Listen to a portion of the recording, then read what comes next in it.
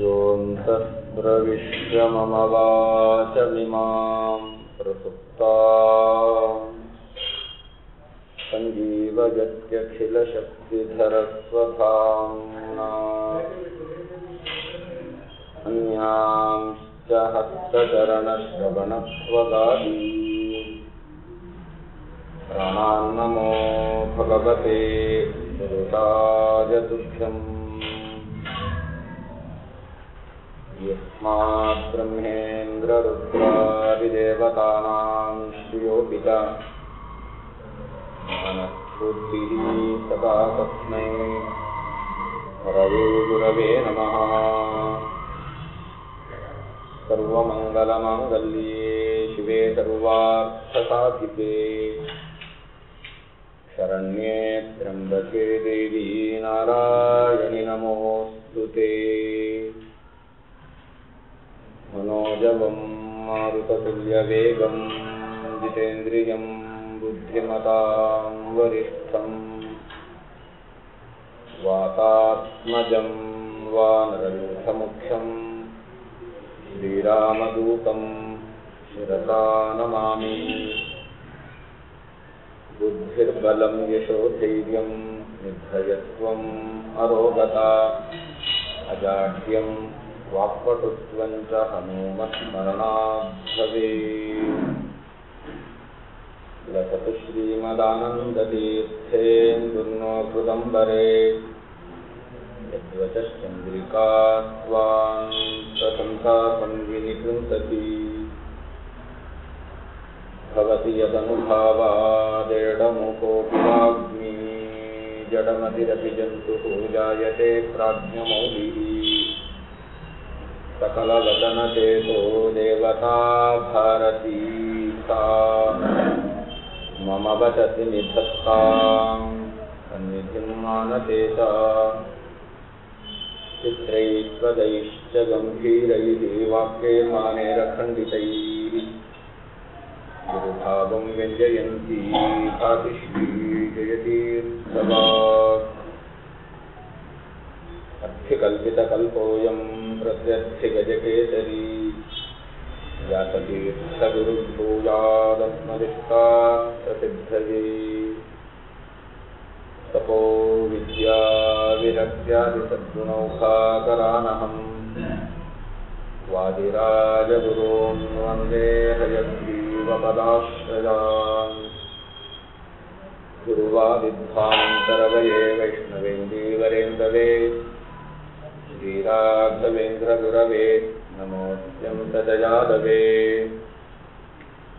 अनवद्यात्मचारित्र्यं वादिखद्योतभास्वरं विद्यामान्यगुरुं वन्दे विद्योतभास्वरम्. ज्ञानसद्भक्तिवैराग्यलक्ष्मीभिस्वरिरम्भितः विश्वेशो हृदये स्थित्वा वाग्व्यापारं करोतु मे. श्रीगुरुभ्यो नमः. हयग्रीव हयग्रीवा हयग्रीवेति यो वदेत् तस्य निस्सरते वाणी जह्नुकन्या प्रवाहवत्. नारायणं नमस्कृत्य नरं चैव नरोत्तमं देवीं सरस्वतीं व्यासं ततो जयमुदीरयेत्. सत्यं ज्ञानमनन्तमानन्दं ब्रह्म सर्वशक्त्येकं सर्वैर्देवैरीड्यं विश्वाख्यं सर्वदैमिपुत्रेष्ठं तस्यस्तु समस्तजगताम् अशेषतन्मङ्गलानि भवन्तु.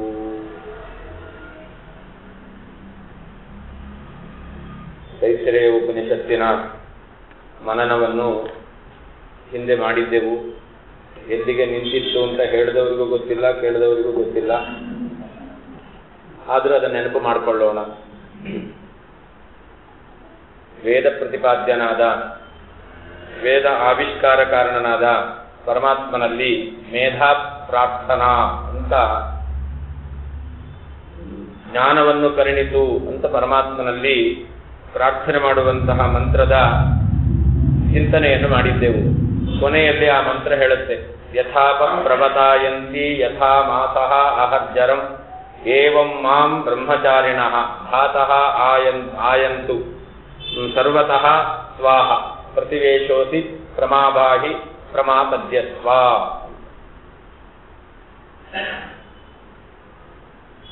ತಗ್ಗಾದ ಪ್ರದೇಶಕ್ಕೆ ನೀರು ಯಾವ ರೀತಿಯಲ್ಲಿ ತಾನಾಗೆ ಹರಿದು ಹೋಗುತ್ತೋ, ನೀರನ್ನು ಮೇಲ್ಮುಖವಾಗಿ ಏರಿಸಬೇಕು ಅಂತಂದ್ರೆ ಪಂಪ್ ಮಾಡಬೇಕು.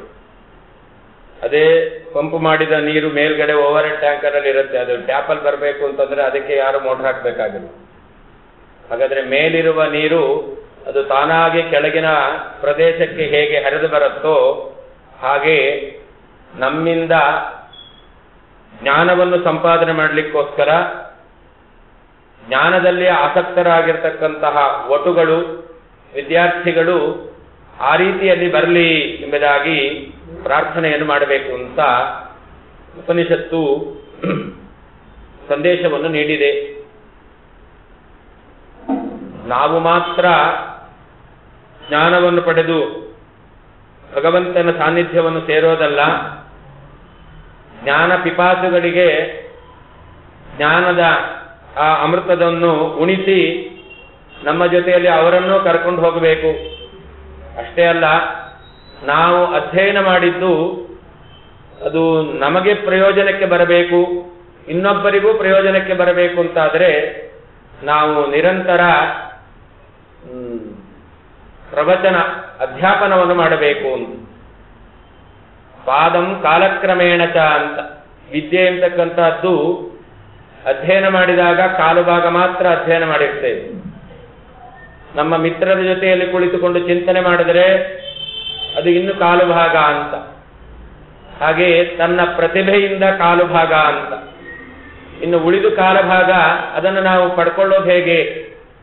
ಶಾಸ್ತ್ರ ಹೇಳ್ತಾ ಇದೆ, ನಾವು ಪಾಠವನ್ನು ಹೇಳ್ತೇವೆ, ಇನ್ನೊಬ್ಬರಿಗೆ ಆ ವಿಷಯವನ್ನು ತಿಳಿಸಿಕೊಡುವಂತಹ ಪ್ರವೃತ್ತಿಯನ್ನು ಮಾಡ್ತೇವೆ ಅಂತಂದ್ರೆ ಆಗ ನಮ್ಮ ವಿದ್ಯೆ ಅಂತಕ್ಕಂಥದ್ದು ಏನು ಉಳಿದಿದೆ ಕಾಲು ಭಾಗ ಅದನ್ನು ನಾವು ಪಡ್ಕೊಳ್ಳಿಕ್ಕೆ ಸಾಧ್ಯ ಅಂತ. ಹಾಗಾದ್ರೆ ನಮ್ಮ ಅಧ್ಯಯನ ಪೂರ್ಣ ಆಗಬೇಕು ಅಂತಂದ್ರೆ ನಮ್ಮಿಂದ ವಿಷಯವನ್ನು ತಿಳ್ಕೊಳ್ಳುವ ಅಧ್ಯಯನ ಮಾಡತಕ್ಕಂತಹ ವಿದ್ಯಾರ್ಥಿಗಳು ಇರಬೇಕು. ಆ ವಿದ್ಯಾರ್ಥಿಗಳಿಗೆ ಬೋಧನೆ ಮಾಡಿದರೆ ನಮ್ಮ ಬೋಧವೂ ಜಾಸ್ತಿ ಆಗುತ್ತೆ. ಬೋಧನೆ ಮಾಡಲಿಲ್ಲ ಅಂದ್ರೆ ಬೋಧ ನಾ ಅಂತ ಆಗೋಗುತ್ತೆ, ಬೋಧ ಇಲ್ಲ ಅಂತ ಆಗುತ್ತೆ. ಹಾಗಾದ್ರೆ ಬೋಧನೆ ಮಾಡುವ ಮೂಲಕ ನಮ್ಮ ಜ್ಞಾನವನ್ನು ವೃದ್ಧಿ ಮಾಡಿಕೊಳ್ಳಬೇಕು ಅಂತ ಶಾಸ್ತ್ರ ಹೇಳ್ತಾ ಇದೆ. ಅದಕ್ಕೆ ಯಥಾಪಹ ಪ್ರಗತಾಯಂತಿ, ಮೇಲಿರುವ ನೀರು ಕೆಳಮುಖವಾಗಿ ಹೇಗೆ ಹರಿದು ಬರುತ್ತೋ ಹಾಗೆ ವಿದ್ಯಾರ್ಜನೆಯ ಬಯಕವುಳ್ಳಂತಹ ವ್ಯಕ್ತಿಗಳು ನಮ್ಮ ಹತ್ರ ಬರಲಿ. ಇನ್ನೂ ಒಂದು ಉದಾಹರಣೆಯನ್ನು ಕೊಡುತ್ತೆ ಉಪನಿಷತ್ತು. ಯಥಾ ಮಾಸ ಅಹರ್ಜರಂ, ಹಗಲು ಮತ್ತು ದಿನಗಳು, ಅದು ಯಾವ ಮಾಸಗಳು ದಿನಗಳು ಅದು ಯಾವ ರೀತಿಯಲ್ಲಿ ಉರುಳಿ ಹೋಗುತ್ತೆ ಅಂತ ಗೊತ್ತಿಲ್ಲ. 2016 ಅಂತ ಅನ್ಕೊಂಡಿದ್ದೆವು, 17 ಬಂತು, 2 ತಿಂಗಳು ಕಳೆದೇ ಹೋಯ್ತು, ಗೊತ್ತೇ ಇಲ್ಲ. ಈಗ ತಿಂಗಳು ಕಳೆದಿದ್ದೇ ಗೊತ್ತಿಲ್ಲ ಅಂದ ಮೇಲೆ ಆ ದಿನ ಕಳೆದದ್ದು ಹಗಲು ಕಳೆದದ್ದು ಗೊತ್ತೇ ಆಗೋದಿಲ್ಲ.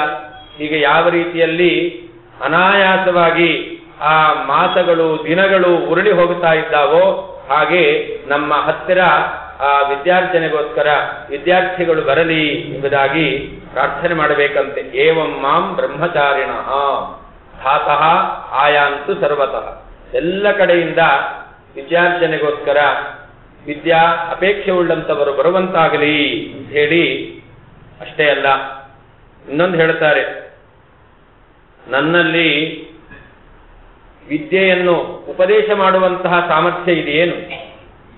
ಪ್ರತಿವೇಶೋತಿ, ನೀನು ನನ್ನಲ್ಲಿ ಪ್ರವೇಶ ಮಾಡುವವನಾಗು. ನಮ್ಮಲ್ಲಿ ಜ್ಞಾನರೂಪಿಯಾದ ಪರಮಾತ್ಮ ಸನ್ನಿಹಿತನಾದರೆ ನಾವು ಜ್ಞಾನವನ್ನು ಪಡ್ಕೊಳ್ಳಿಕ್ಕೆ ಸಾಧ್ಯ, ಪಡೆದ ಜ್ಞಾನವನ್ನು ಇನ್ನೊಬ್ಬರಿಗೆ ತಿಳಿಸ್ಲಿಕ್ಕೂ ಸಾಧ್ಯ. ಜ್ಞಾನರೂಪಿಯಾದ ಪರಮಾತ್ಮ ನಮ್ಮಲ್ಲಿ ಅಭಿವ್ಯಕ್ತನಾಗಲಿಲ್ಲ ಅಂತಾದರೆ ನಮಗೂ ಜ್ಞಾನ ಇಲ್ಲ, ನಮ್ಮಿಂದ ಇನ್ನೊಬ್ಬರಿಗೂ ಜ್ಞಾನ ಇಲ್ಲ ಅಂತಾಗುತ್ತೆ.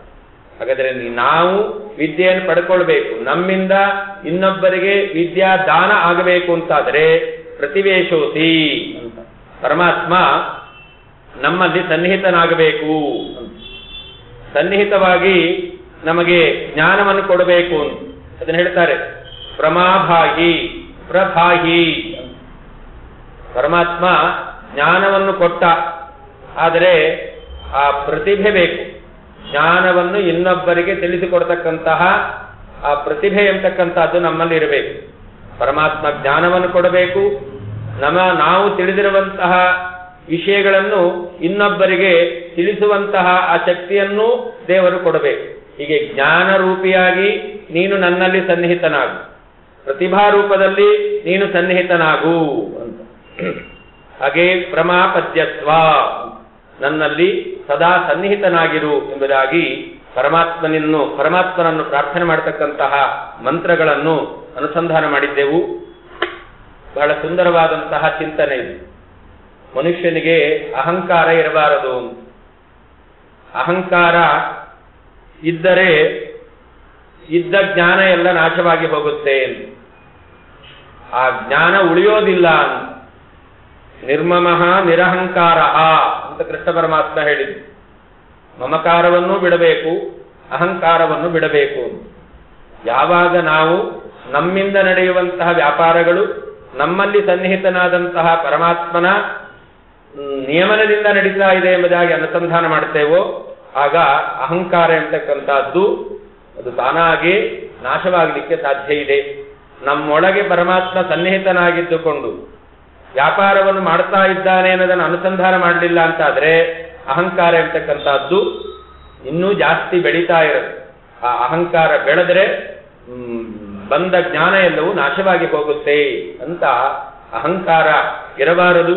ಆ ಅಹಂಕಾರವನ್ನು ಪರಿಹಾರ ಮಾಡಿಕೊಳ್ಳಿಕ್ಕೆ ನಮ್ಮಲ್ಲಿ ಪರಮಾತ್ಮ ಸನ್ನಿಹಿತನಾಗಿದ್ದುಕೊಂಡು ಎಲ್ಲ ವ್ಯಾಪಾರವನ್ನು ಮಾಡುತ್ತಾನೆ. ಪರಮಾತ್ಮನನ್ನು ವಿದ್ಯುತ್ ಶಕ್ತಿಯಂತೆ ನಾವು ಅನುಸಂಧಾನ ಮಾಡಬೇಕು. ಒಂದೇ ವಿದ್ಯುತ್ ಶಕ್ತಿ ಒಂದೊಂದು ಯಂತ್ರಗಳಲ್ಲಿ ಒಂದೊಂದು ಕೆಲಸ ಮಾಡೋದು. ಹಾಗೆ ಪರಮಾತ್ಮನು ಕೂಡ ನಮ್ಮಲ್ಲಿ ಸನ್ನಿಹಿತನಾಗಿದ್ದಾನೆ ಅಂತಂದ್ರೆ ನಮ್ಮಲ್ಲಿ ಒಂದೊಂದು ವಿಧವಾದ ವ್ಯಾಪಾರವನ್ನು ಮಾಡುತ್ತಾನೆ. ಒಬ್ಬನಲ್ಲಿಯೇನೆ ಪರಮಾತ್ಮ, ಒಂದೇ ದೇಹ, ಅದರಲ್ಲಿ ಅನೇಕ ಯಂತ್ರಗಳಿದೆ. ಕಣ್ಣು ಎಂತಕ್ಕಂಥದ್ದು ಒಂದು ಯಂತ್ರ, ಕಿವಿ ಎಂತಕ್ಕಂಥದ್ದು ಇನ್ನೊಂದು ಯಂತ್ರ, ಬಾಯಿ ಎಂತಕ್ಕಂಥದ್ದು ಇನ್ನೊಂದು ಯಂತ್ರ, ಮೂಗು ಎಂತಕ್ಕಂಥದ್ದು ಇನ್ನೊಂದು ಯಂತ್ರ. ಈಗ ಒಂದೊಂದು ಕೂಡ ಯಂತ್ರದಂತೆ ಬೇರೆ ಬೇರೆ ಕೆಲಸವನ್ನು ಮಾಡುತ್ತಾ ಇದ್ದಾವೆ. ಆದರೆ ಆ ಎಲ್ಲ ಕೆಲಸ ನಡಿಬೇಕು ಅಂತಾದ್ರೆ ವಿದ್ಯುತ್ ಶಕ್ತಿ ಯಂತ್ರ ಚಾಲನೆಗೆ ಹೇಗೆ ಬೇಕೋ ಹಾಗೆ ನಮ್ಮ ಇಂದ್ರಿಯಗಳಲ್ಲಿ ಪ್ರೇರಕನಾಗಿ ಪರಮಾತ್ಮ ಸನ್ನಿಹಿತನಾಗಿದ್ದುಕೊಂಡು ನಮ್ಮಿಂದ ಎಲ್ಲ ವಿಧವಾದ ಈ ಜ್ಞಾನ ವ್ಯಾಪಾರವನ್ನು ನಡೆಸಬೇಕು ಎಂಬುದಾಗಿ ಭಗವಂತನನ್ನು ಪ್ರಾರ್ಥನೆ ಮಾಡಿದ ಮೇಲೆ ಮುಂದೆ ಉಪನಿಷತ್ತು ವ್ಯಾಹೃತಿ ವಿದ್ಯಾ ಎಂತಕ್ಕಂತಹ ಒಂದು ಪರಮಾತ್ಮನ ಚಿಂತನಾ ರೂಪವಾಗಿರ್ತಕ್ಕಂತಹ ವಿಷಯವನ್ನು ನಿರೂಪಣೆ ಮಾಡ್ತಾ ಇದೆ. ಭೂರ್ಭುವ ಸ್ವಃ ಇತಿ ತಿಸ್ರಃ ವ್ಯಾಘೃತಯಃ, ಏತಾಃ ತಿಸ್ರಃ ವ್ಯಾಘೃತಯಃ. ಪ್ರಸಿದ್ಧವಾದ 3 ವ್ಯಾಹೃತಿಗಳು. ವ್ಯಾಹೃತಿ ಅಂತ ಯಾಕೆ ಕರೀತಾರೆ? ಒಟ್ಟು 4 ವ್ಯಾಹೃತಿಗಳು ಅಂತ ಇಲ್ಲಿ ಹೇಳ್ತಾ ಇದ್ದಾರೆ. ಪ್ರಸಿದ್ಧವಾಗಿರತಕ್ಕಂಥದ್ದು 3, ಅದಕ್ಕೋಸ್ಕರ ಏತಾಹ ತಿಸ್ರಃ ವ್ಯಾಘೃತಯ. ಜಗತ್ತಿನಲ್ಲಿ ಪ್ರಸಿದ್ಧವಾಗಿರತಕ್ಕಂತಹ ವ್ಯಾಘೃತಿಗಳು 3. ವ್ಯಾಘೃತಿ ಹೋಮಂ ಹೋಷ್ಯೇ ಅಂತ ವೈಶ್ವದೇವ ಕಾಲದಲ್ಲಿ ಆಹುತಿ ಕೊಡೋದು. ಆ ವ್ಯಾಘೃತಿಯನ್ನು ನಾವು ಉಚ್ಚಾರ ಮಾಡಿಕೊಂಡು ಮಂತ್ರವನ್ನು ಉಚ್ಚಾರ ಮಾಡಿ ಹೋಮವನ್ನು ಮಾಡತಕ್ಕಂಥದ್ದು. ಆ ಸಂದರ್ಭದಲ್ಲಿ ವ್ಯಾಘೃತಿ ಹೋಮ ಅಂತಂದ್ರೆ ಭೂಸ್ವಾಹ, ಭುವಸ್ವಾಹ, ಸ್ವಸ್ವಾಹ, ಭೂಭವಸ್ವಸ್ವಾಹ ಅಂತಷ್ಟೇ.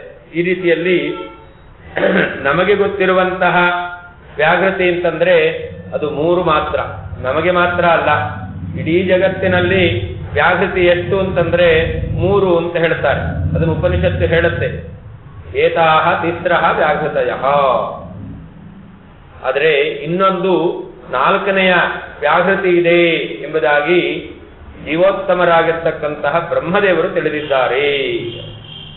ತಾಸಾಮುಹ ಸ್ಮೈ ತಾಂ ಚತುರ್ಥೀಂ ಮಾಹಾಚಮಸ್ಯ ಪ್ರವೇದಯತೆ ಮಹ ಇತಿ. ಮಹಾ ಎಂತಕ್ಕಂತಹ ಇನ್ನೊಂದು ವ್ಯಾಘೃತಿ ಇದೆ. ಇದನ್ನು 3ರ ಜೊತೆಯಲ್ಲಿ 4ನೇದನ್ನಾಗಿ ಚತುರ್ಮುಖ ಬ್ರಹ್ಮದೇವರು ತಿಳಿದಿದ್ದಾರೆ ಅಂತ ಉಪನಿಷತ್ತು ಹೇಳ್ತಾ ಇದೆ. ಮೊದಲನೇದಾಗಿ ವ್ಯಾಘೃತಿ ಅಂದ್ರೆ ಏನು, ಆ ವ್ಯಾಘೃತಿಯ ಅರ್ಥ ಏನು ಅಂತ ಉಪನಿಷತ್ತು ನಿರೂಪಣೆ ಮಾಡುತ್ತಾ ಇದೆ. ವ್ಯಾಹೃತಿ ಅಂತಂದ್ರೆ ಹೇಳೋದು ಅಂತ. ಹೇಳೋದು ಅಂದ್ರೆ ಯಾರನ್ನು ಹೇಳೋದು ಅಂತಂದ್ರೆ ಪರಮಾತ್ಮನನ್ನು ಹೇಳೋದು ಅಂತ. ವ್ಯಾಹರಣ ಅಂತರ್ಥ. ವ್ಯಾಹೃತಿ ಅಂತಂದ್ರೆ ವ್ಯಾಹರಣ ಅಂತ ತಿಳಿಸಿಕೊಡೋದು ಅಂತ. ಯಾರ ಬಗ್ಗೆ ತಿಳಿಸಿಕೊಡ್ತಾ ಇದೆ? ವ್ಯಾಹೃತಿಗಳೆಲ್ಲವೂ ವ್ಯಾಹೃತಿ ಶಬ್ದದಿಂದ ಅವುಗಳನ್ನು ವ್ಯವಹಾರ ಮಾಡಲಿಕ್ಕೆ ಕಾರಣ ಅವುಗಳೆಲ್ಲ ಪರಮಾತ್ಮನ ಜ್ಞಾನಕ್ಕೆ ಕಾರಣ ಆಗಿದ್ದಾರೆ. ಪರಮಾತ್ಮನನ್ನು ತಿಳಿಸಿಕೊಡ್ತಾ ಇದ್ದಾರೆ. ಪರಮಾತ್ಮನನ್ನು ತಿಳಿಲಿಕ್ಕೆ ಸಾಧನವಾಗಿರ್ತಕ್ಕಂಥವುಗಳು ಈ ವ್ಯಾಹೃತಿ. ಆದ್ದರಿಂದ ಅದನ್ನು ವ್ಯಾಹೃತಿ ಎಂಬುದಾಗಿ ಕರೀತಾರೆ. ಹಾಗಾದ್ರೆ ದೇವರನ್ನು ತಿಳ್ಕೊಳ್ಳಿಕ್ಕೆ ಈ ವ್ಯಾಹೃತಿ ಮಾತ್ರ ಕಾರಣವಾ ಅಂತ ಸಂದೇಹ ಬರಬಹುದು. ಅದಕ್ಕೆ ವ್ಯಾಹೃತ್ಯರ್ಥ ಋಗಾದಯ ಅಂತ ಆಚಾರ್ಯರು ಅನುವ್ಯಾಖ್ಯಾನದಲ್ಲಿ ವಿವರಣೆಯನ್ನು ನೀಡಿದ್ದಾರೆ. ಪರಮಾತ್ಮನನ್ನು ತಿಳ್ಕೊಳ್ಳಿಕ್ಕೆ ಭೂಹು ಭುವಃ ಸ್ವಹ ಎಂಬತಕ್ಕಂತಹ 3 ವ್ಯಾಹೃತಿಗಳು ನಿಮಿತ್ತ. ಹಾಗಾದ್ರೆ ವೇದಗಳೆಲ್ಲ ಪರಮಾತ್ಮನ ಅರಿವನ್ನು ತಂದುಕೊಡೋದಿಲ್ವೇನು? ವೇದಗಳ ಮೂಲಕವೂ ಪರಮಾತ್ಮನ ನಾವು ತಿಳ್ಕೊಳ್ತೇವೆ. ವೇದಗಳೆಲ್ಲ ಅದು ವ್ಯಾಹೃತಿಯ ಅರ್ಥವನ್ನೇ ಹೇಳ್ತಾ ಇದೆ. ಅದು ವ್ಯಾಹೃತಿ. ಐತರೇಯ ಉಪನಿಷತ್ತಿನಲ್ಲಿ ಒಂದು ಮಾತು ಬರುತ್ತೆ. ಸರ್ವೇ ವೇದಾಹ ಸರ್ವೇ ಘೋಷಾಹ ಏಕೈವ ವ್ಯಾಹೃತಿ ಪ್ರಾಣ ಇತ್ಯೇವ ವಿದ್ಯಾ. ಪ್ರಾಣ ಋಚಃ ಪ್ರಾಣ ಇತ್ಯೇವ ವಿದ್ಯಾ. ಏತಾಹ ಸರ್ವಾಹ ಋಚಃ ಸರ್ವೇ ಘೋಷಾಹ ಸರ್ವೇ ವೇದಾಃ ಏಕೈವ ವ್ಯಾಹೃತಿ. ಏಕೈವ ವ್ಯಾಹೃತಿ ಅಂತಂದರೆ ಅಲ್ಲಿ ವ್ಯಾಖ್ಯಾನವನ್ನು ಮಾಡಬೇಕಾದ್ರೆ ಆಚಾರ್ಯರು ತಿಳಿಸಿದ್ದಾರೆ, ವ್ಯಾಹೃತಿ ಅಂತಂದ್ರೆ ಪರಮಾತ್ಮನನ್ನು ಹೇಳುವಂತಹ ಶಬ್ದಗಳು. ಮುಖ್ಯವಾಗಿ ಭಗವಂತನನ್ನೇ ಹೇಳ್ತಾ ಇದ್ದಾರೆ. ಏಕ ಅಂದ್ರೆ ಒಂದು ಅಂತ ಅರ್ಥ ಅಲ್ಲ. ಏಕ ಪ್ರಧಾನ ಉದ್ದಿಷ್ಟ ಅಂತ ಶಾಸ್ತ್ರದ ಮಾತಿದು. ಮುಖ್ಯವಾಗಿ ಅಂತ. ಹಾಗಾದ್ರೆ ಎಲ್ಲ ವೇದಗಳು ಮುಖ್ಯವಾಗಿ ಭಗವಂತನನ್ನೇ ಹೇಳ್ತಾ ಇದೆ. ಅದರಿಂದ ಎಲ್ಲವೂ ವ್ಯಾಹೃತಿ. ವ್ಯಾಹೃತಿ ಅಂತಕ್ಕಂತಹ ಶಬ್ದಕ್ಕೆ ಭಗವಂತನ ಪ್ರತಿಪಾದನೆ ಅಂತ. ಹಾಗೆ ಈ ಭೂಹು ಭುವಃ ಸ್ವಹ ಎಂತಕ್ಕಂತಹ 3 ವ್ಯಾಹೃತಿಗಳು ಪರಮಾತ್ಮನನ್ನು ಹೇಳ್ತಾ ಇದ್ದಾವೆ. ಆಚಾರ್ಯ ಹೇಳ್ತಾರೆ, ಕೇವಲ ಭೂಹು ಭುವಃ ಸ್ವಹ ಎಂತಕ್ಕಂತಹ 3 ವ್ಯಾಹೃತಿಗಳ ಮಾತ್ರ ಅಲ್ಲ, ಸರ್ವ ವೇದೋಕ್ತ ಸರ್ವ ವ್ಯಾಹರಣ. ಸಕಲ ವೇದಗಳಲ್ಲಿ ಹೇಳಿರ್ತಕ್ಕಂತಹ ಏನೇನು ವಿಷಯ ಇದೆಯೋ ಎಲ್ಲ ವಿಷಯವನ್ನು ಸೂಕ್ಷ್ಮ ರೂಪದಿಂದ ವ್ಯಾಹೃತಿಗಳು ಹೇಳ್ತಾ ಇದೆ.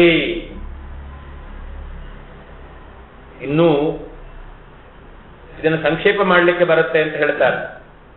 3 ವೇದಗಳು, 3 ವೇದಗಳ ಸೂಕ್ಷ್ಮ ರೂಪ 3 ಋಕುಳ್ಳಂತಹ ಪುರುಷ ಸೂಕ್ತ. ಪುರುಷ ಸೂಕ್ತದ ಸಂಕ್ಷಿಪ್ತ ರೂಪ 3 ಪಾದಗಳುಳ್ಳ ಗಾಯತ್ರಿ. 3 ಪಾದಗಳುಳ್ಳಂತಹ ಗಾಯತ್ರಿಯ ಸೂಕ್ಷ್ಮ ರೂಪ 3 ವ್ಯಾಹೃತಿಗಳು. 3 ವ್ಯಾಹೃತಿಯ ಸೂಕ್ಷ್ಮ ರೂಪ ಓಂಕಾರ. ಓಂಕಾರದ ಸೂಕ್ಷ್ಮ ರೂಪ ಅಕಾರ. ಅಕಾರ ಸರ್ವವಾಗಾತ್ಮ ಪರಬ್ರಹ್ಮಾಭಿಧಾಯಕ. ಅಕಾರ ಸರ್ವವಾಗಾತ್ಮ. ಇಡೀ ಜಗತ್ತಿನಲ್ಲಿ ಯಾವ ಯಾವ ಭಾಷೆಯಲ್ಲಿ ಏನೇನು ಪದಗಳಿದೆಯೋ ಆ ಪದಗಳ ಅರ್ಥ ಏನಿದೆಯೋ ಅದೆಲ್ಲವನ್ನೂ ಕೂಡ ಅಕಾರ ಹೇಳ್ತಾ ಇದೆ. ಅದು ಹೇಗೆ ಅಂತ ಕೇಳಿದ್ರೆ ಗೊತ್ತಿಲ್ಲ. ಆದರೆ ನಾವೆಲ್ಲ ಏನೇನು ಪದಗಳಿಂದ ಯಾವ್ಯಾವ ಅರ್ಥದಲ್ಲಿ ನಾವು ವ್ಯವಹಾರ ಮಾಡ್ತಾ ಇದ್ದೇವೋ ಆ ಎಲ್ಲ ಅರ್ಥಗಳನ್ನು ಹೇಳ್ತಕ್ಕಂಥ ಪದಗಳು ಅಕಾರದಿಂದಲೇ ಅದೆಲ್ಲವೂ ಕೂಡ ಅಭಿವ್ಯಕ್ತವಾಗಿರ್ತಕ್ಕಂಥದ್ದು. ಹೀಗೆ ಅಕಾರ ಸರ್ವವಾಗಾತ್ಮ ಅಂದ್ರೆ ಮೊದಲಿರೋದು 1, ಅದು ಇದ್ದದ್ದು ಅಕಾರ ಉಕಾರ ಮಕಾರಾತ್ಮಕವಾಗಿ 3 ಆಯಿತು. ಅಕಾರ ಉಕಾರ ಮಕಾರಗಳನ್ನು ಸ್ವಲ್ಪ ನಾವು ಬಿಡಿಸಿದಾಗ ಅಕ್ಷರ ಇದ್ದದ್ದು ಪದರೂಪಕ್ಕೆ ಬಂತು. ಭೂಹು ಭುವಃ ಸ್ವಹ ಅಂತ ಪದರೂಪದಲ್ಲಿದ್ದದ್ದು ಪಾದರೂಪಕ್ಕೆ ಬಂತು. ಅದು ಗಾಯತ್ರಿ ರೂಪ. 3 ಪಾದಗಳುಳ್ಳದ್ದಾಯಿತು. 3 ಪಾದವುಳ್ಳದ್ದು ಆಮೇಲೆ 3 ವರ್ಗಗಳುಳ್ಳದ್ದಾಯಿತು. 3 ವರ್ಗವುಳ್ಳದ್ದು ಆಮೇಲೆ 3 ವೇದ ಆಯಿತು. ಹಾಗಾದ್ರೆ 3 ವ್ಯಾಹೃತಿಗಳನ್ನು ವ್ಯಾಹೃತಿ ಅಂತ ಕರೀತಾರೆ. ಸರ್ವ ವೇದೋಕ್ತ ಸರ್ವ ವ್ಯಾಹರಣ. ಸಕಲ ವೇದಗಳಲ್ಲಿ ಹೇಳಿರುವಂತಹ ಎಲ್ಲ ವಿಷಯವನ್ನು ಪ್ರತಿಪಾದನೆ ಮಾಡ್ತಾ ಇದ್ದಾವೆ. ಆದ್ರಿಂದ ಇದನ್ನು ವ್ಯಾಹೃತಿ ಎಂಬುದಾಗಿ ಕರೀತಾ ಇದ್ದಾರೆ. ಅಷ್ಟೇ ಅಲ್ಲ, ವ್ಯಾಹರಣ ಅಂತಂದ್ರೆ ವಿ ಆಹರಣ ಅಂತ. ವ್ಯಾಹೃತಿ ಅಂತಂದ್ರೆ ವಿ ಆಹೃತಿ, ಆಹೃತಿ ಅಂತಂದ್ರೆ ಆಹರಣ, ಆಹರಣ ಅಂತಂದ್ರೆ ಹತ್ತಿರಕ್ಕೆ ತರೋದು ಅಂತ. ಯಾರು ವ್ಯಾಹೃತಿಗಳ ಮೂಲಕ ಪರಮಾತ್ಮನ ಸ್ವರೂಪವನ್ನು ತಿಳ್ಕೊಳ್ತಾ ಇದ್ದಾರೋ ಅಂತಹ ವ್ಯಕ್ತಿಗಳ ಹತ್ತಿರಕ್ಕೆ ಪರಮಾತ್ಮನೇ ಬರ್ತಾನಂತೆ. ನಾವೆಲ್ಲ ದೇವರ ಹತ್ರ ಹೋಗ್ಬೇಕು ಅಂತ ಅಪೇಕ್ಷೆ ಪಡ್ತೇವೆ. ನಮ್ಮ ಹತ್ರ ದೇವರು ಬಂದ್ರೆ ನಾವು ದೇವರ ಹತ್ರ ಹೋಗೋದು. ನಮ್ಮ ಹತ್ರ ದೇವರು ಬರಲಿಲ್ಲ ಅಂದ್ರೆ ನಾವು ದೇವರ ಹತ್ರ ಹೋಗ್ಲಿಕ್ಕಾಗಲ್ಲ.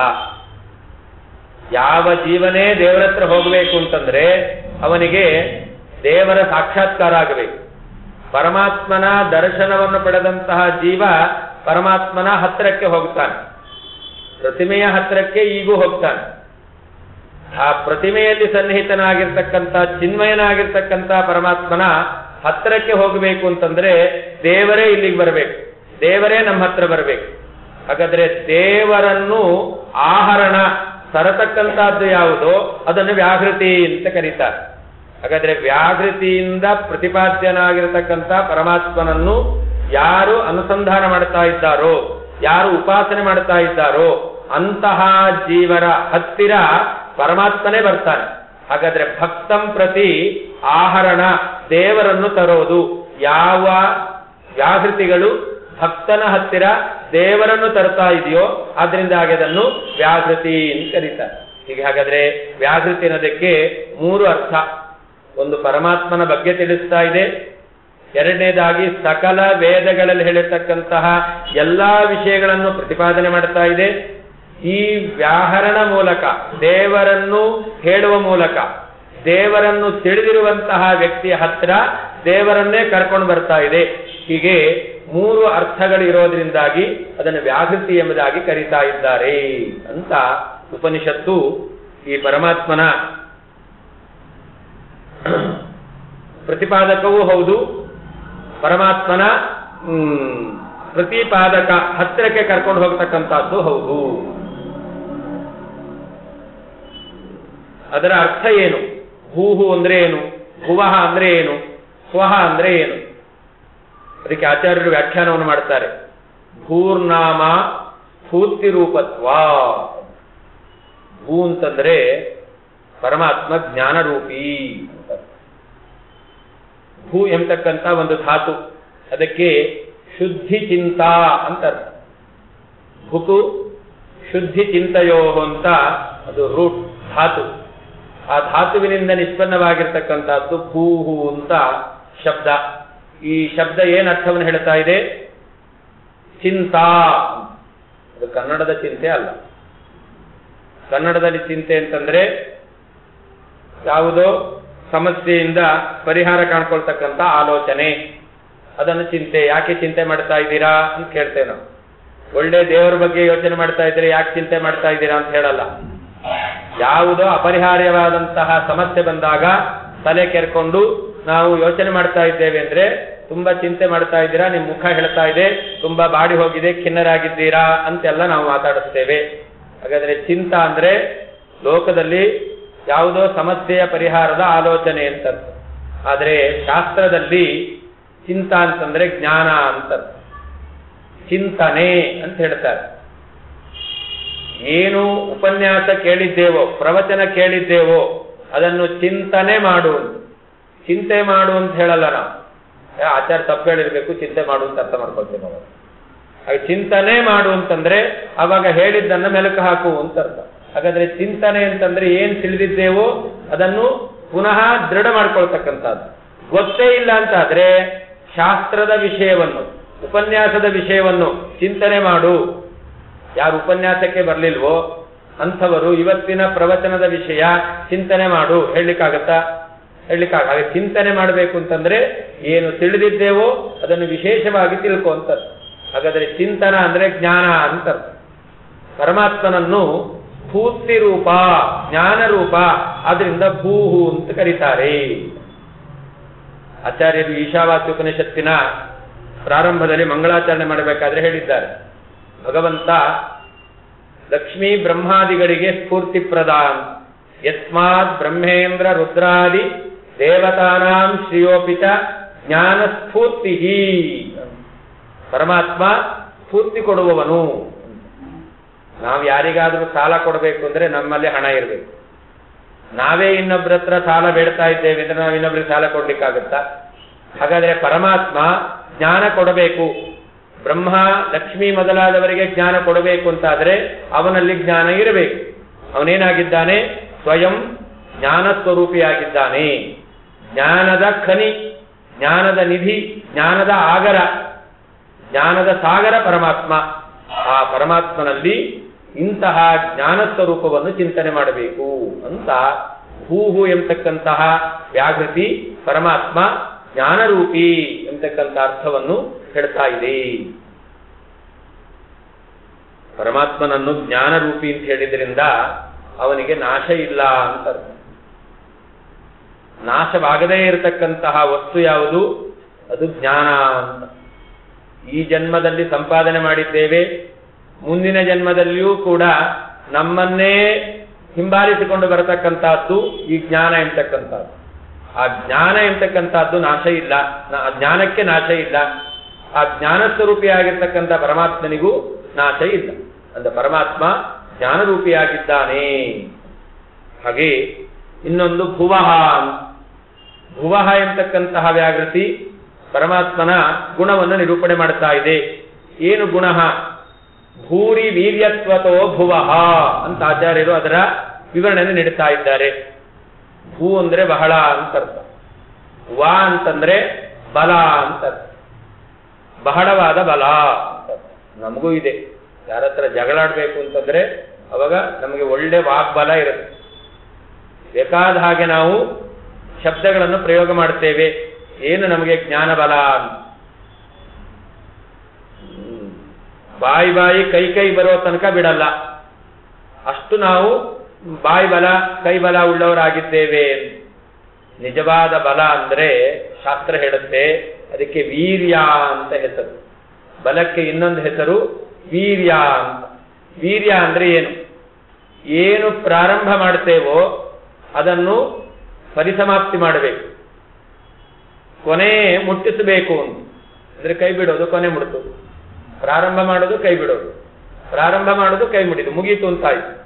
ಮುಗೀತು ಅಂತಾಯ್ತಂತಲ್ಲ, ಮತ್ತೆ ಆ ಪ್ರಾರಂಭ ಮಾಡಿರ್ತಕ್ಕಂತಹ ಕಾರ್ಯ ಏನಿದೆ ಅದು ಫಲಪ್ರದವಾಗಬೇಕು, ಅದು ಫಲವನ್ನು ಪಡ್ಕೊಳ್ಬೇಕು. ಅಲ್ಲಿಯ ತನಕ ಪ್ರವೃತ್ತಿಯನ್ನು ಯಾರು ಮಾಡ್ತಾರೋ ಅದಕ್ಕೆ ಬೇಕಾಗಿರ್ತಕ್ಕಂಥ ಶಕ್ತಿ, ಅದನ್ನು ಬಲ ಅಂತ ಕರೀತಾರೆ, ವೀರ್ಯ ಅಂತ ಕರೀತಾರೆ. ಪರಮಾತ್ಮ ಭುವ. ಈ ಜಗತ್ತಿನಲ್ಲಿರ್ತಕ್ಕಂತಹ ಏನೇನು ಪದಾರ್ಥಗಳನ್ನು ಸೃಷ್ಟಿ ಮಾಡಬೇಕಾಗಿದೆಯೋ ಆ ಸೃಷ್ಟಿ ಮಾಡಬೇಕಾಗಿರ್ತಕ್ಕಂತಹ ಪದಾರ್ಥಗಳನ್ನು ಸೃಷ್ಟಿ ಮಾಡಲಿಕ್ಕೆ ಬೇಕಾಗಿರ್ತಕ್ಕಂತಹ ಬಲ ಪರಮಾತ್ಮನಿಗಿದೆ. ಅದಕ್ಕೆ ಭೂರಿ ಬಹಳವಾಗಿರ್ತಕ್ಕಂತಹ, ವಾ ಅಂದ್ರೆ ಬಲ, ಬಲ ಅಂದ್ರೆ ವೀರ್ಯ ಅಂತ ಅರ್ಥ. ಈ ಜಗತ್ತಿನಲ್ಲಿ ಅನೇಕ ವಿಧವಾಗಿರ್ತಕ್ಕಂತಹ ಜಡ ಪದಾರ್ಥಗಳಿದೆ, ಅನೇಕ ವಿಧವಾಗಿರ್ತಕ್ಕಂತಹ ಜೀವರಿದ್ದಾರೆ. ಎಲ್ಲ ಜೀವರನ್ನು ಸೃಷ್ಟಿ ಮಾಡಬೇಕು, ಎಲ್ಲ ಜಡ ಪದಾರ್ಥಗಳನ್ನು ಸೃಷ್ಟಿ ಮಾಡಬೇಕು ಅಂತ ಪರಮಾತ್ಮನಿಗೆ ಇಚ್ಛೆ ಬಂತು. ನಮಗೂ ಹಾಗೆ ಒಳ್ಳೊಳ್ಳೆ ಇಚ್ಛೆಗಳು ಬರ್ತಾ ಇರುತ್ತೆ.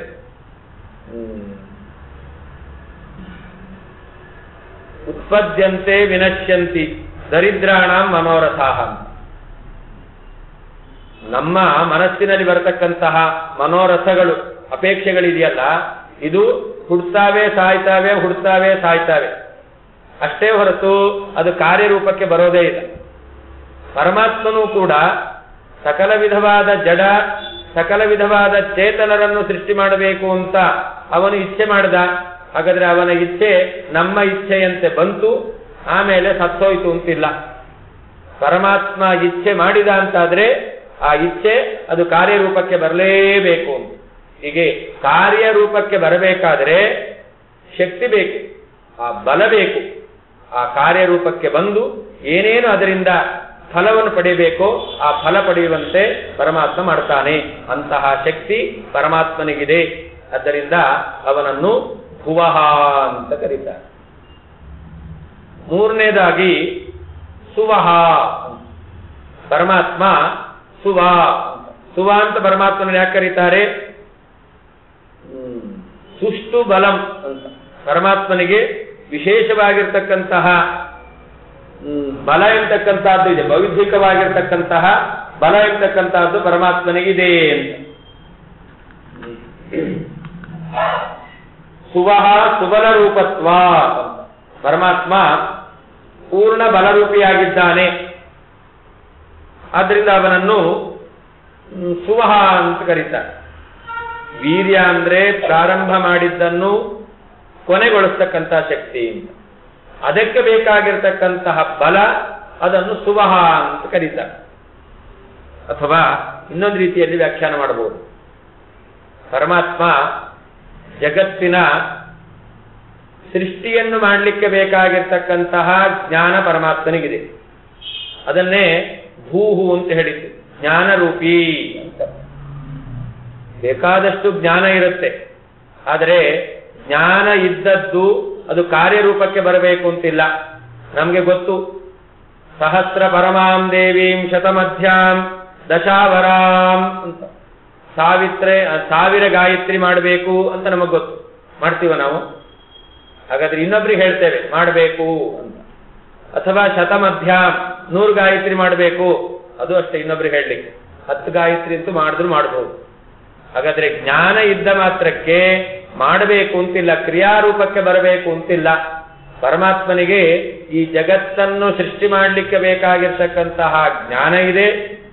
ಆ ಜ್ಞಾನದಿಂದ ಪರಮಾತ್ಮ ಭುವಃ, ಅವನು ಕ್ರಿಯಾಶಾಲಿಯಾಗ್ತಾನೆ. ಕ್ರಿಯಾಶಾಲಿಯಾಗಿರ್ತಕ್ಕಂತಹ ಪರಮಾತ್ಮ ಸ್ವಹ, ಅದನ್ನು ಸಂಪೂರ್ಣ ಮಾಡಲಿಕ್ಕೆ ಬೇಕಾಗಿರ್ತಕ್ಕಂತಹ ಬಲವುಳ್ಳವನಾಗಿದ್ದಾನೆ. ಹೀಗೆ ಜಗತ್ತಿನ ಸೃಷ್ಟಿಗೆ ಬೇಕಾಗಿರ್ತಕ್ಕಂತಹ ಜ್ಞಾನ, ಕ್ರಿಯಾ, ಬಲ ಎಂತಕ್ಕಂಥದ್ದು ಪರಮಾತ್ಮನಲ್ಲಿದೆ ಎಂತಕ್ಕಂಥದ್ದನ್ನು ಭೂಹು ಭುವಃ ಸ್ವಹ ಎಂತಕ್ಕಂಥ ವ್ಯಾಕೃತಿ ಪರಮಾತ್ಮನ ಸ್ವರೂಪವನ್ನು ತಿಳಿಸ್ತಾ ಇದೆ. ಇದನ್ನು ನಾವು ಅನುಸಂಧಾನ ಮಾಡಬೇಕು. ನಮ್ಮಲ್ಲಿಯೂ ಕೂಡ ಜ್ಞಾನ ಆದ ಮೇಲೆ ಕ್ರಿಯಾ, ಆ ಕ್ರಿಯೆಯನ್ನು ಪರಿಪೂರ್ಣ ಮಾಡಲಿಕ್ಕೆ ಬೇಕಾಗಿರ್ತಕ್ಕಂಥ ಬಲ, ಇದೆಲ್ಲ ಬರಬೇಕು. ಮನೋಬಲ ಎಂತಕ್ಕಂಥದ್ದು ಬೇಕು, ಸ್ಥೈರ್ಯ ಎಂತಕ್ಕಂಥದ್ದು ಬೇಕು. ಹಾಗಾದ್ರೆ ಆ ಮನೋಬಲದ ಜೊತೆಯಲ್ಲಿ ಕ್ರಿಯಾ, ಆ ಕ್ರಿಯೆಗೆ ಬೇಕಾಗಿರ್ತಕ್ಕಂಥ ಜ್ಞಾನ ಎಂತಕ್ಕಂಥದ್ದು. ಆ ಪರಮಾತ್ಮನನ್ನು 3 ರೂಪಗಳಿಂದ ನಾವು ಅನುಸಂಧಾನ ಮಾಡ್ತೇವೆ ಅಂತಂದ್ರೆ ಪರಮಾತ್ಮ ನಮ್ಮಲ್ಲಿ 3 ರೂಪದಿಂದ ಅಭಿವ್ಯಕ್ತನಾಗ್ತಾನೆ. ಭೂಹು ಭುವಃ ಸ್ವಹ ಎಂಬುದಾಗಿ. ಅಥವಾ ಆಚಾರ್ಯರು ಈ ಭೂಹು ಭುವಃ ಸ್ವಹ ಎಂತಕ್ಕಂತಹ ವ್ಯಾಕೃತಿಗಳಿಗೆ ಇನ್ನೊಂದು ಅರ್ಥವನ್ನು ಹೇಳಿದ್ದಾರೆ. ಪೂರ್ಣೋ ಭೂತಿವರೋ ಅನಂತ ಸುಖಃ ಯದ್ ವ್ಯಾಹೃತಿಯರಿತಃ. ಋಗ್ಭಾಷ್ಯದಲ್ಲಿ ಆಚಾರ್ಯರು ಹೇಳಿದಂತಹ ಮಾತು, ಭೂಹು ಅಂದ್ರೆ ಭೂಬಹು, ಪರಮಾತ್ಮ ಪೂರ್ಣ ಅಂತ, ಪರಿಪೂರ್ಣನಾಗಿರ್ತಕ್ಕಂಥವು. ದೇಶತಃ ಕಾಲತಃ ಗುಣತಃ ಪೂರ್ಣ. ಎಲ್ಲ ದೇಶದಲ್ಲಿದ್ದಾನೆ, ಎಲ್ಲ ಕಾಲದಲ್ಲಿದ್ದಾನೆ, ಎಲ್ಲಾ ಗುಣಗಳು ಪರಮಾತ್ಮನಲ್ಲಿದೆ. ದೇಶತಃ ಮಿತಿ ಇಲ್ಲ, ಕಾಲತಃ ಮಿತಿ ಇಲ್ಲ, ಗುಣತಃ ಮಿತಿ ಇಲ್ಲ. ಮನುಷ್ಯ ಅಂದ್ರೆ ಇವನು ಯಾರು? ದೇಶತಃ ಕಾಲತಃ ಗುಣತಃ ಮಿತಿ ಇರುವವನು ಜೀವ. ದೇಶತಃ ಕಾಲತಃ ಗುಣತಃ ಮಿತಿ ಇಲ್ಲದೆ ಇರತಕ್ಕಂಥವನು ಪರಮಾತ್ಮ. ಇದೇ ಜೀವಾತ್ಮ ಮತ್ತು ಪರಮಾತ್ಮರಿಗೆ ಇರತಕ್ಕಂತಹ ಭೇದ ಇರತಕ್ಕಂಥದ್ದು. ಯಾರಲ್ಲಿ ದೇಶತಃ ಕಾಲತಃ ಗುಣತಃ ಮಿತಿ ಇದೆಯೋ ಅವನು ಜೀವಾತ್ಮ. ಯಾರಿಗೆ ದೇಶತಃ ಕಾಲತಃ ಗುಣತಃ ಮಿತಿ ಇಲ್ಲವೋ ಅವನು ಪರಮಾತ್ಮ. ನಾವಿದ್ರೆ ಒಂದು ದೇಶದಲ್ಲಿ ಇರ್ತೇವೆ. ಒಂದು ದೇಶ ಅಂತಂದ್ರೆ ಭಾರತ ದೇಶ ಅಂತ ಅರ್ಥ ಅಲ್ಲ. ಯಾವುದೋ ಭಾರತ ದೇಶದಲ್ಲಿ ಒಂದು ಸಣ್ಣ ಪ್ರದೇಶ ಮನುಷ್ಯ ಇರಬಹುದು ಅಂತಂದ್ರೆ 4 ಅಡಿ 5 ಅಡಿ 6 ಅಡಿ 7 ಅಡಿ ಆ ಕಡೆ ಈ ಕಡೆ ಸೇರ್ತದ್ರೆ 3 ಅಡಿ 4 ಅಡಿ 5 ಅಡಿ ಅಗಲ ಇರಬಹುದು, 6 ಅಡಿ 7 ಅಡಿ 8 ಅಡಿ ಎತ್ತರ ಇರಬಹುದು ಅಷ್ಟೇ. ಅದಕ್ಕಿಂತ ಮೇಲೆ ಜೀವ ಇರಲಿಕ್ಕೆ ಸಾಧ್ಯ ಇಲ್ಲ. ಜೀವ ಇರತಕ್ಕಂಥದ್ದೇ ಇಷ್ಟು ಪ್ರದೇಶದಲ್ಲಿ ಅಂತ. ಅದು ಜೀವ ಇರೋದಲ್ಲ, ಮತ್ತೆ ಅದು ದೇಹ ಇರೋದು. ಜೀವ ಇರೋದೆಲ್ಲಿ? ಅಂಗುಷ್ಠ ಮಾತ್ರ ಪುರುಷ. ಜೀವ ಇರ್ತಕ್ಕಂಥವನು ಅತ್ಯಂತ ಸೂಕ್ಷ್ಮನಾಗಿರ್ತಕ್ಕಂಥವನು. ಆ ಜೀವನ ಹೃದಯದ ಒಳಗಡೆ ಪರಮಾತ್ಮ ಇದ್ದಾನೆ. ಅವನು ಅಂಗುಷ್ಠ ಪರಿಮಿತನಾಗಿದ್ದಾನೆ, ದೇಹದ ಒಳಗಡೆ ಇರುವ ಪರಮಾತ್ಮ. ಆದರೆ ಜೀವ ಅವನು ನಾವೇನು ಧೂಳಿನ ಕಣ ಅಂತ ಹೇಳ್ತೇವಲ್ಲ, ಆ ಧೂಳಿನ ಕಣ ಇರುವಲ್ಲಿ ಅನಂತ ಸಂಖ್ಯಾಕರಾದ ಜೀವರಿದ್ದಾರೆ.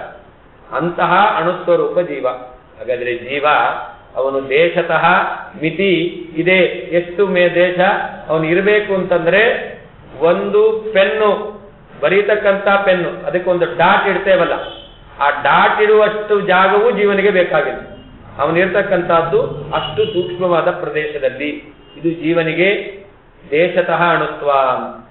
ಹಾಗೆ ಕಾಲತಃ ಅಣುತ್ವ ಅಂತಂದ್ರೆ, ಜೀವ ಅವನು ವ್ಯಾಪಾರ ಮಾಡೋದು ದೈಹಿಕವಾಗಿ ವ್ಯಾಪಾರ ಮಾಡ್ತಾನೆ. ದೇಹ ಇದ್ರೆ ವ್ಯಾಪಾರ ಮಾಡ್ತಾನೆ, ದೇಹ ಇಲ್ಲ ಅಂದ್ರೆ ವ್ಯಾಪಾರ ಮಾಡ್ಲಿಕ್ಕಾಗೋದಿಲ್ಲ.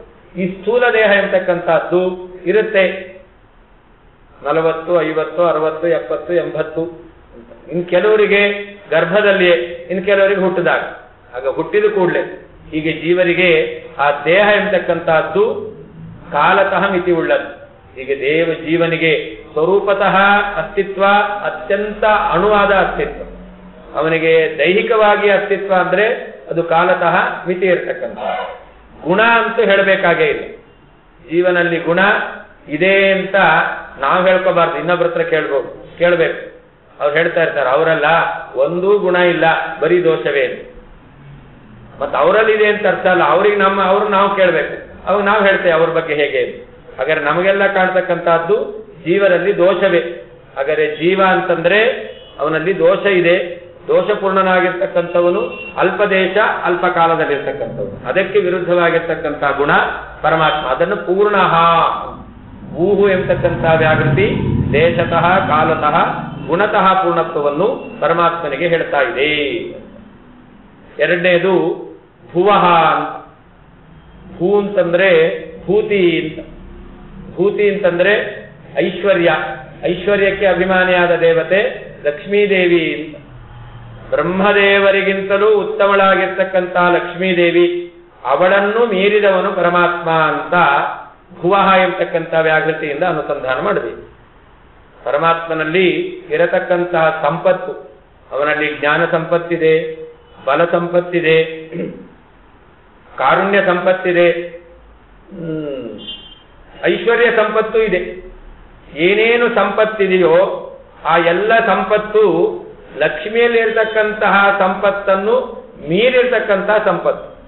ಲಕ್ಷ್ಮೀದೇವಿಯಲ್ಲೂ ಇದೆ, ಅವಳು ಜ್ಞಾನಪೂರ್ಣಳು, ಅವಳು ಸಂಪತ್ತಿಗೆ ಅಭಿಮಾನಿಯಾದ ದೇವತೆ, ಆದ್ದರಿಂದಾಗಿ ಸಂಪತ್ಪೂರ್ಣಳು ಆಗಿದ್ದಾಳೆ. ಆದರೆ ಅವಳಲ್ಲಿರ್ತಕ್ಕಂತಹ ಸಂಪತ್ತು, ಅವಳಲ್ಲಿರ್ತಕ್ಕಂತಹ ಜ್ಞಾನ, ಅವಳಲ್ಲಿರ್ತಕ್ಕಂತಹ ಶಕ್ತಿ ಎಲ್ಲವೂ ಕೂಡ ಅದು ಅಲ್ಪವಾಗಿರ್ತಕ್ಕಂಥದ್ದು. ಭೂತಿ ವರಹ. ಆ ಲಕ್ಷ್ಮೀ ದೇವಿಯಲ್ಲಿರ್ತಕ್ಕಂಥ ಏನೇನು ಸಂಪತ್ತಿದೆಯೋ ಅದೆಲ್ಲವನ್ನೂ ಮೀರಿರುವ ಸಂಪತ್ತು ಪರಮಾತ್ಮನಿಗಿದೆ. ಎರಡು ರೀತಿಯಲ್ಲಿ.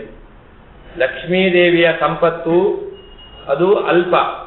ಎರಡನೇದಾಗಿ ಅದು ಅಸ್ವತಂತ್ರ, ಭಗವಂತನ ಅನುಗ್ರಹದಿಂದ ಪ್ರಾಪ್ತವಾದದ್ದು.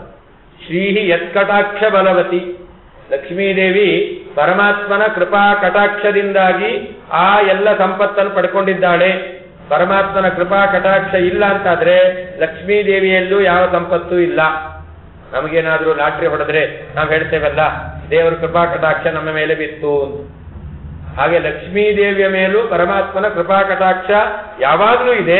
ಆದ್ರಿಂದ ಯಾವಾಗಲೂ ಅವಳು ಎಲ್ಲ ವಿಧವಾದ ಐಶ್ವರ್ಯ ಸಂಪತ್ತನ್ನು ಪಡೆದಿದ್ದಾಳೆ.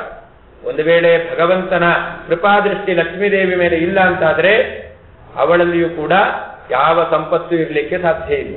ಹಾಗಾದರೆ ಲಕ್ಷ್ಮೀದೇವಿಯ ಸಂಪತ್ತು ಪರಮಾತ್ಮನ ಸಂಪತ್ತಿಗಿಂತ ಅಲ್ಪ, ಪರಮಾತ್ಮನ ಸಂಪತ್ತಿನ ಅಧೀನ, ಪರಮಾತ್ಮನ ಅಧೀನ.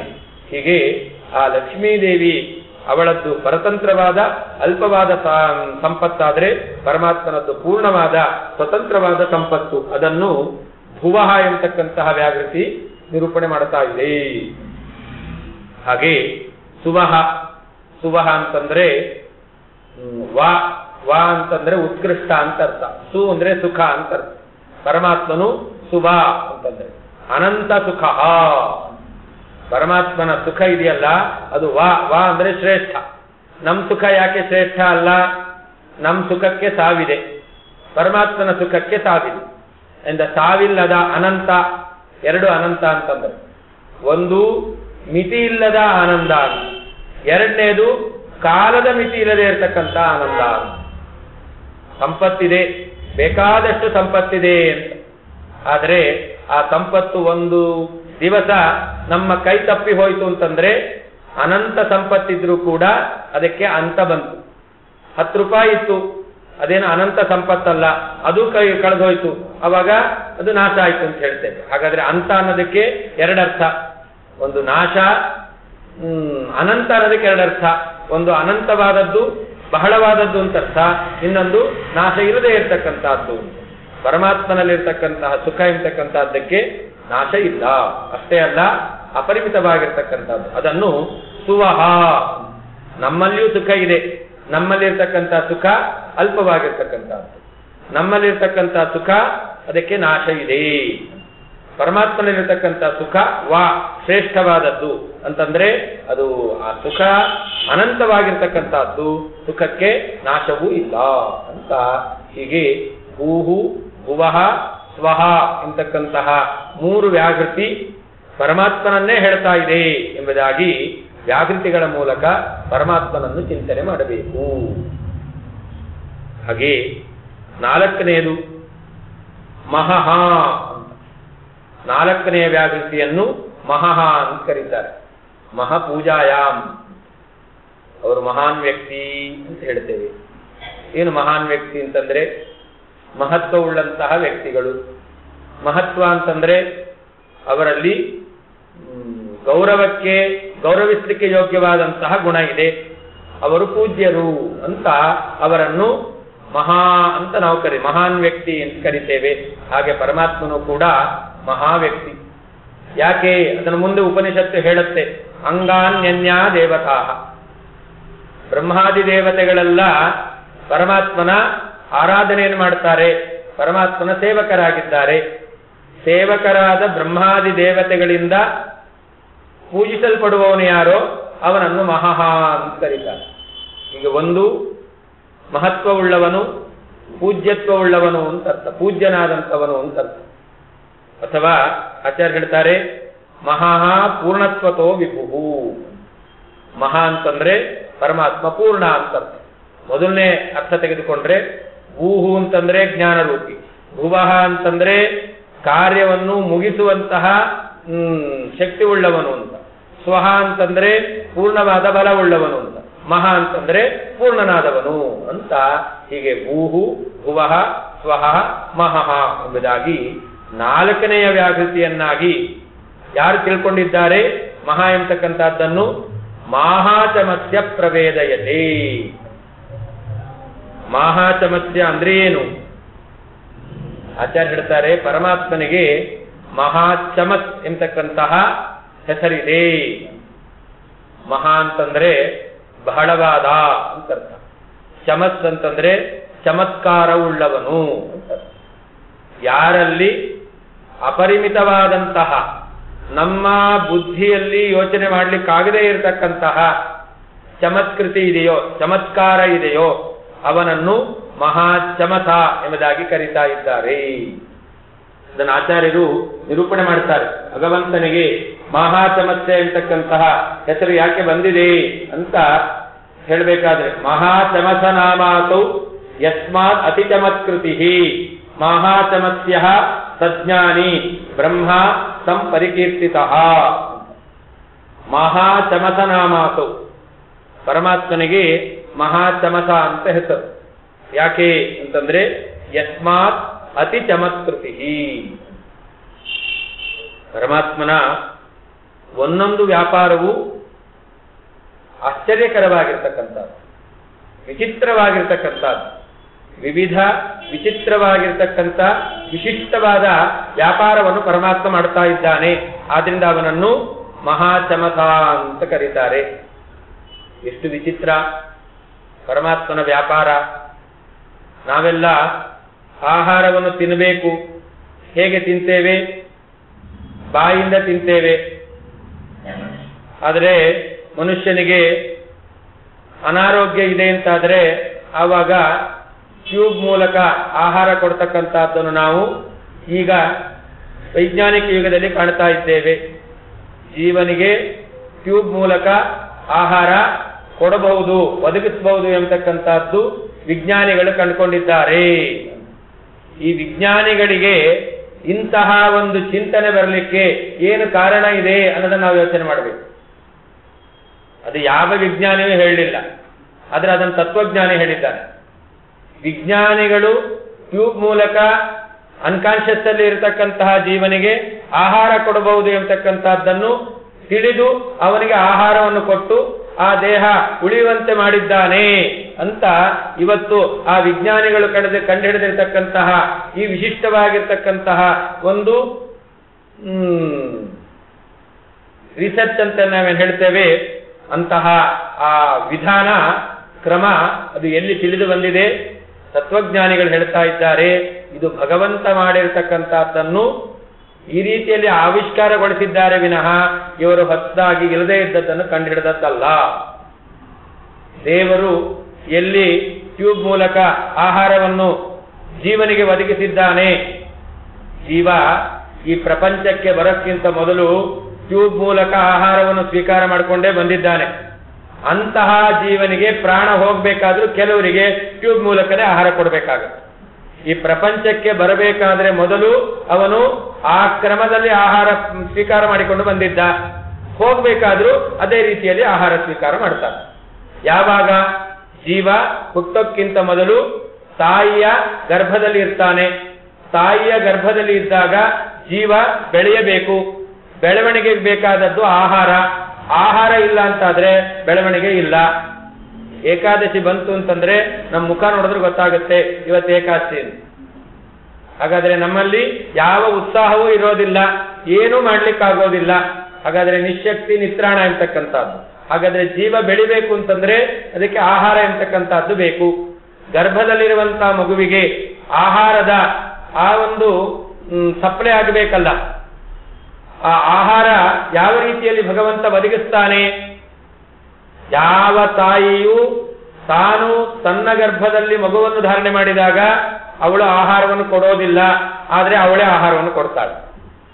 ಆದರೆ ಅವಳಿಗೆ ಗೊತ್ತಿರುವ ಹಾಗೆ ಅವಳು ಸ್ವಪ್ರಯತ್ನದಿಂದ ಮಗುವಿಗೆ ಆಹಾರ ಕೊಡೋದಿಲ್ಲ. ಆದರೆ ಪರಮಾತ್ಮ ಒಂದು ವ್ಯವಸ್ಥೆ ಮಾಡಿದ್ದಾನೆ. ಆ ಮಗುವಿಗೆ ಹೊಕ್ಕಳಲ್ಲಿ ಇರತಕ್ಕಂತಹ ಹೊಕ್ಕಳು ಬಳ್ಳಿ ಅಂತ ಹೇಳ್ತಾರಲ್ಲ, ಆ ಮೂಲಕ ಆ ಮಗುವಿಗೆ ತಾಯಿ ತಿಂದ ಆಹಾರ ಹೋಗುವ ಹಾಗೆ ಭಗವಂತ ವ್ಯವಸ್ಥೆ ಮಾಡಿದ್ದಾನೆ. ಹಾಗಾದ್ರೆ ಯಸ್ಮಾತ್ ಅತಿ ಚಮತ್ಕೃತಿ, ಪರಮಾತ್ಮ ಎಂತಹ ಚಮತ್ಕಾರವನ್ನು ಮಾಡಿದ್ದಾನೆ. ಇವತ್ತು ವಿಜ್ಞಾನ ಮುಂದುವರೆದಿದೆ. ಆ ವಿಜ್ಞಾನ ಎಂತಹ ಆವಿಷ್ಕಾರ ಮಾಡಿದೆ ಅಂತ ನಾವು ಯೋಚನೆ ಮಾಡ್ತೇವೆ ಅಂತಂದ್ರೆ ಇದಕ್ಕೆ ಮೂಲಭೂತವಾಗಿರ್ತಕ್ಕಂಥ ಅಂಶ ಅದು ಎಲ್ಲಿದೆ? ಭಗವಂತನೇ ಮಾಡಿ ತೋರಿಸಿದ್ದಾನೆ. ಆ ತಾಯಿಯ ಗರ್ಭದ ಒಳಗಡೆ ಇರತಕ್ಕಂಥ ಮಗುವಿಗೆ ಪರಮಾತ್ಮ ಆ ನಾಳದ ಮೂಲಕ ಆ ಆಹಾರವನ್ನು ಪೈಪ್ ಮೂಲಕ ಸಪ್ಲೈ ಮಾಡಬಹುದು ಎಂಬತಕ್ಕಂಥದ್ದನ್ನು ಪರಮಾತ್ಮ ಅಲ್ಲಿ ತಿಳಿಸಿದ್ದಾನೆ. ಅದನ್ನು ಅದನ್ನು ನೋಡಿದಂತಹ ವಿಜ್ಞಾನಿಗಳು ಹೊಟ್ಟೆಯ ಒಳಗಡೆ ಇದ್ದಾಗ ಮಗುವಿಗೆ ಪೈಪ್ ಮೂಲಕ ಆಹಾರಕ್ಕೆ ಹೋದಾಗ ಅದು ಬದುಕುತ್ತೆ, ಅದರಲ್ಲಿ ಬೆಳವಣಿಗೆ ಇದೆ ಅಂತಂದ್ರೆ ಜೀವ ಬದುಕಿದ್ದಾಗ ಅವನಿಗೆ ಈ ಪ್ರಪಂಚದಲ್ಲಿ ಪೈಪ್ ಮೂಲಕ ಆಹಾರ ಕೊಟ್ರೆ ಯಾಕೆ ಬದುಕೋದಿಲ್ಲ ಅನ್ನೋದನ್ನ ಅವರು ಯೋಚನೆ ಮಾಡಿದ್ರು. ಆದ್ರಿಂದ ಜೀವನಿಗೆ ಟ್ಯೂಬ್ ಮೂಲಕ ಆಹಾರ ಕೊಡ್ತಕ್ಕಂತಹ ಈ ಒಂದು ಆವಿಷ್ಕಾರ ಎಂತಕ್ಕಂಥದ್ದು ಜಗತ್ತಿನಲ್ಲಿ ಕಾಣ್ತಾ ಇದ್ದೇವೆ. ಹಾಗಾದ್ರೆ ಯಸ್ಮಾತ್ ಅತಿ ಚಮತ್ಕೃತಿ, ಆ ಪರಮಾತ್ಮನ ಚಮತ್ಕಾರ ಎಂತಕ್ಕಂಥದ್ದು ಇದೆಯಲ್ಲ ಅದು ಬಹಳ ವಿಚಿತ್ರವಾಗಿರ್ತಕ್ಕಂಥದ್ದು. ಇಂತಹ ವ್ಯಾಪಾರವನ್ನು ಭಗವಂತ ಮಾಡ್ತಾನೆ. ಅಷ್ಟೇ ಅಲ್ಲ, ಭಗವಂತನ ವ್ಯಾಪಾರ ಇನ್ನೂ ನಾವು ಅನುಸಂಧಾನ ಮಾಡಬಹುದು. ಅತ್ಯಂತ ವಿಚಿತ್ರವಾಗಿರ್ತಕ್ಕಂತಹ ನಮ್ಮ ಕಲ್ಪನೆಗೆ ಮೀರಿರುವಂತಹ ವ್ಯಾಪಾರವನ್ನು ಪರಮಾತ್ಮ ಮಾಡ್ತಾನೆ ಅಂತ. ಏನು ಮಾಡ್ತಾನೆ?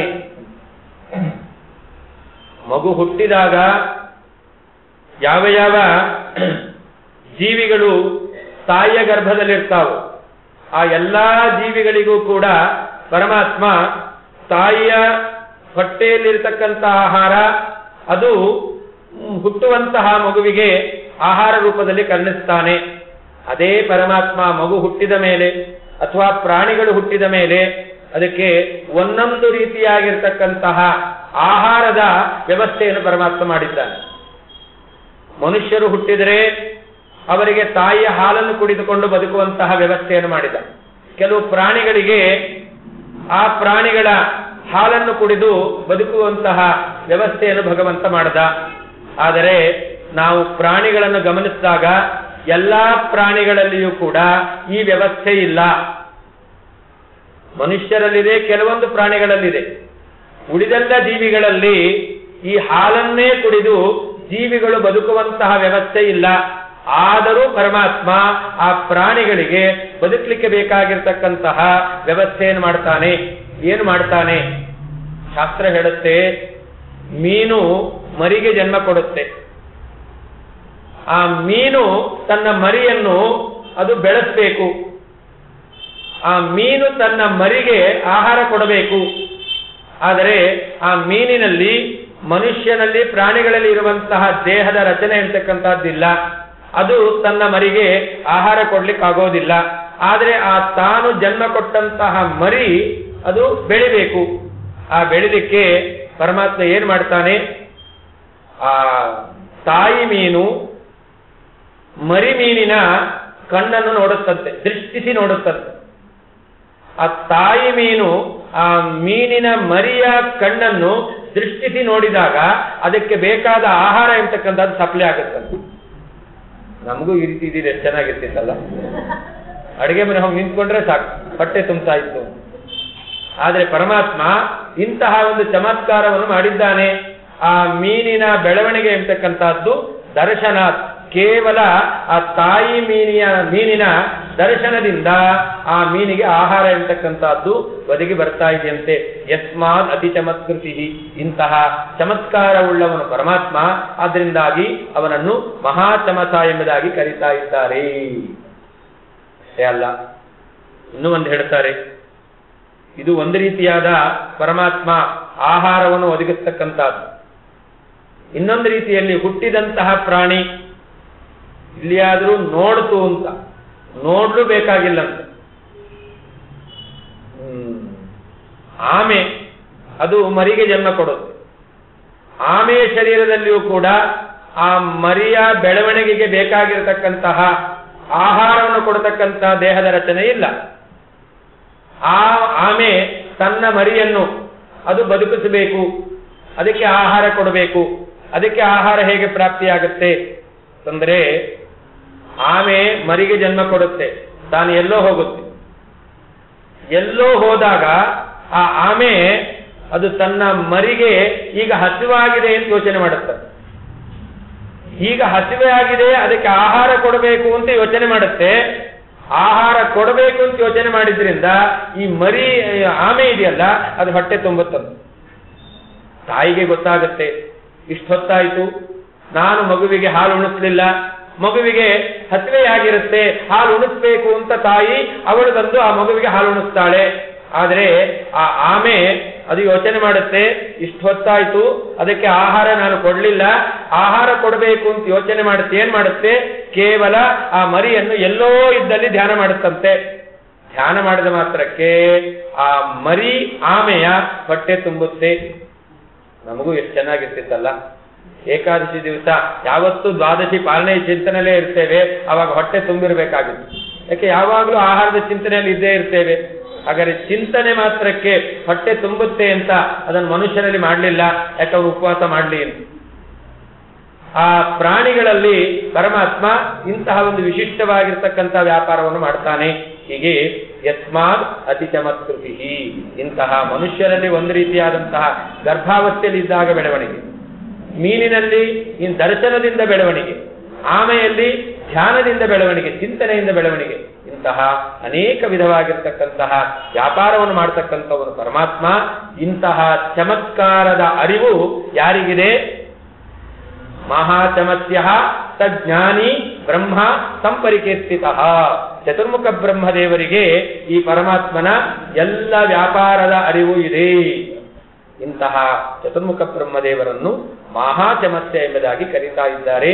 ಆ ಮಹಾಚಮತ್ಯ ಶಬ್ದವಾಗಿ ವಾಚ್ಯರಾಗಿರ್ತಕ್ಕಂತಹ ಚತುರ್ಮುಖ ಬ್ರಹ್ಮದೇವರು ನಾಲ್ಕನೆಯದಾದ ವ್ಯಾಹೃತಿ ಮಹಃ ಎಂಬತಕ್ಕಂಥದ್ದೆಂಬುದಾಗಿ ತಿಳಿದಿದ್ದಾರೆ ಎಂಬುದಾಗಿ ಉಪನಿಷತ್ತು ಹೇಳ್ತಾ ಇದೆ. ಹೀಗೆ ಭೂಹು ಭುವಃ ಸ್ವಹಃ ಮಹಃ ಎಂಬತಕ್ಕಂಥ 4 ವ್ಯಾಹೃತಿಯಿಂದ ಪರಮಾತ್ಮನ ಉಪಾಸನೆಯನ್ನು ಮಾಡಬೇಕು ಅಂತ ಉಪನಿಷತ್ತು ಹೇಳ್ತಾ ಇದೆ ಎಂಬುದಿಗೆ ಇವತ್ತಿನ ಪ್ರವಚನ ಮುಗಿಸ್ತಾ ಇದ್ದೇನೆ.